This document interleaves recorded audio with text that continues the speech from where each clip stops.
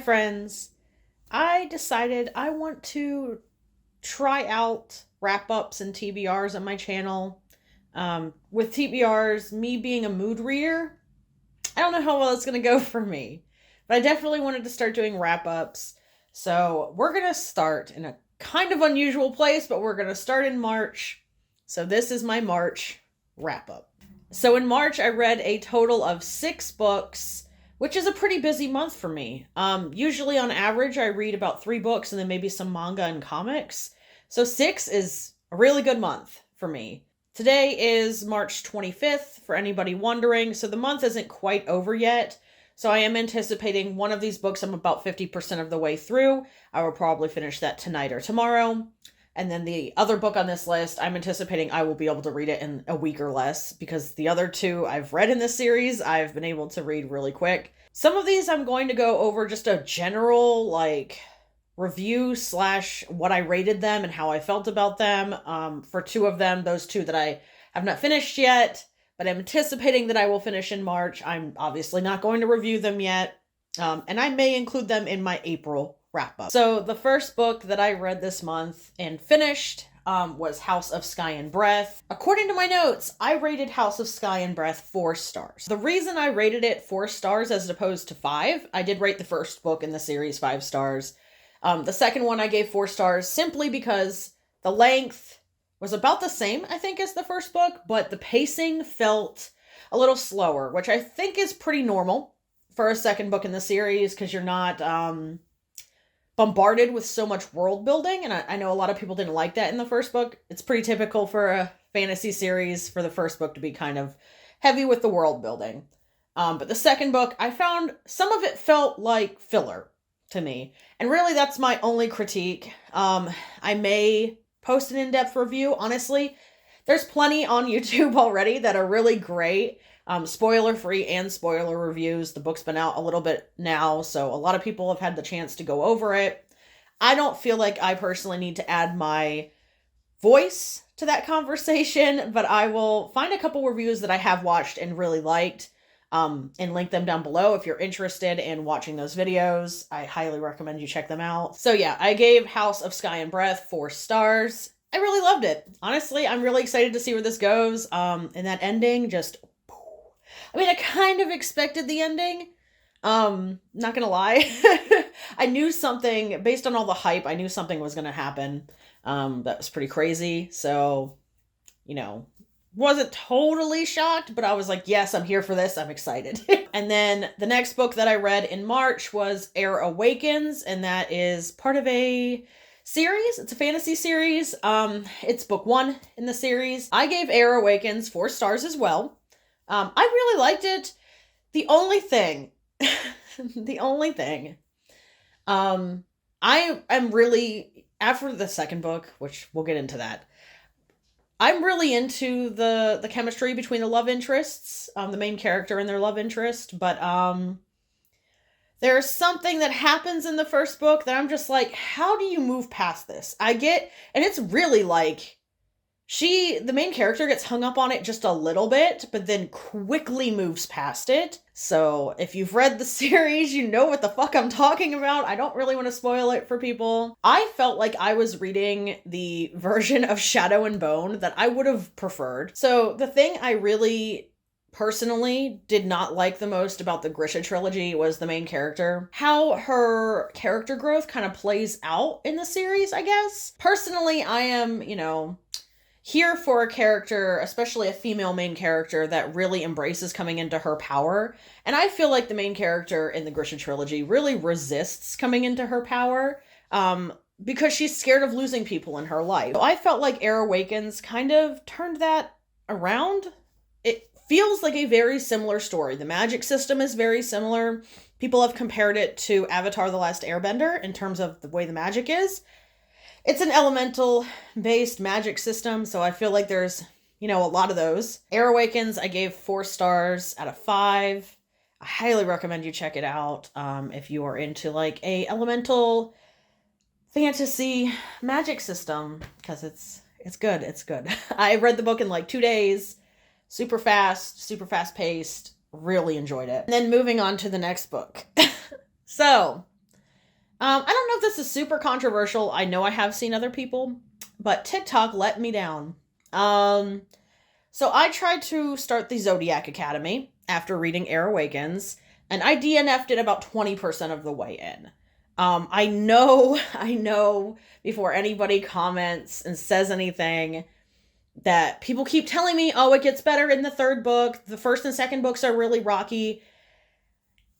This maybe is just my opinion, but you shouldn't have to read 3 books in before it becomes tolerable. I found reading that book intolerable. Perhaps a bully romance is just not for me. I don't see the romance. This is just abuse. I could probably do a whole fucking video tearing this book apart, but go on Goodreads if you're really curious and read some of the more critical reviews. And you'll see what I'm talking about. I mean, I'm not the only person to feel this way. I found reading Zodiac Academy book 1 to be painful. It was I knew this. I knew it was going to be some level of this. Obviously, because, you know, trigger warnings and stuff for that type of thing. So I didn't fully expect to not be upset. I didn't expect this to be a light, fluffy romance. I expected something closer to the level of hate to love to some extent. Maybe even like enemies to lovers type thing. There's no redeeming the characters. I kept telling my husband as I was reading it, how the fuck are they going to redeem these men after they do this? How the fuck are they even going to try to redeem these men after all of the shit they've done so far? And I was only 20% of the way in. I'm not here for it. I'm not. It's bully romance is a light definition of what Zodiac Academy is, in my opinion. It's essentially a group of boys who abuse 2 young girls.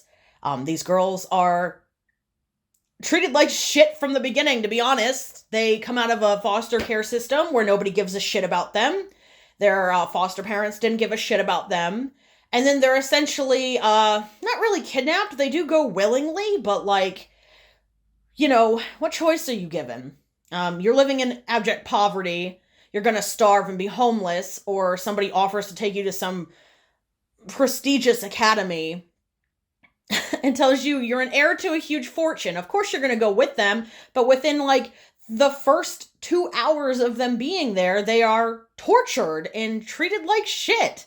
So, no. I'm not here for it. I DNF'd Zodiac Academy. I'm gonna count it on my wrap-up because I had to fucking rant about it. So, after I DNF'd Zodiac Academy, book 1, I decided to go back to what I was doing and not mess with a good thing, and read the second book in the Awakens series, Fire Falling. I finished this again in like just a couple fucking days, and I ended up giving it 5 stars. So, obviously, I've been on a roll with this series. I am anticipating that I will read the 3rd book in the series by the end of this month. Book 2, whew. First of all, book 2, in my opinion, was a lot better than book 1. I mean, book 1 was great. I was so much more satisfied with book 2. The main character's love interest can be a little frustrating. Just a forewarning with this series. So, I personally like him quite a bit, despite him being really fucking annoying and frustrating sometimes. If you're like really easily annoyed by the miscommunication trope, this might not be for you. It's just, like I would say on the mild side of it. There's no like abject miscommunications, but there's like a lot of misunderstandings, I would say, because these characters don't know each other that well, and they make assumptions, unfortunately. So, book 2, Fire Falling, ends on a cliffhanger. I am so ready to jump right into book 3, but I wanted to take a little bit of a break after reading book 2. And so right now, what I'm reading, I'm about 50% of the way through it, is Neon Gods by Katie Robert. I don't know how I feel yet. Hey guys, editing Aaron here. Just wanted to tell you I did finish this book. I gave it 4 stars. I like it. There are other Hades and Persephone retellings that I much prefer, but, you know, this one's all right. I'm going to continue the series. I'm excited to read the second book because it doesn't focus on the same characters. Basically, several of them are like sisters, half-sisters, whatever. And it's all their different stories. So I don't know. I think it's going to be really cool. I like it. I do appreciate this one takes place in a really modern setting, and they're not really, at least not yet, described as being like magical in any way. Like I mean, she's described as a goddess, but like as a compliment. Let me just say that. So, yeah, I do like this. I'm going to continue reading the series. I gave it 4 stars. That's really all I have to say. I'm really interested to know if anybody had any thoughts on the books I read in March. Tell me if you liked certain ones I liked. If you really hate me because I don't like Zodiac Academy, just fuck off. Because I don't care. The book fucking made me angry. I don't want to read the series. I continue to see the hype on TikTok, and I have thought about trying again, but at the same time, when I think about it, I am filled with absolute dread. So, try not to judge people on what they read. Try not to judge people based on what they read. Try not to judge people based on what they read. I hope you enjoyed this video. If you did, please give it a thumbs up. Consider subscribing if you want to see more of my content, or check out some of my older content. You can find it on my channel. I post every Friday right now, and I will see you guys in the next one. Bye.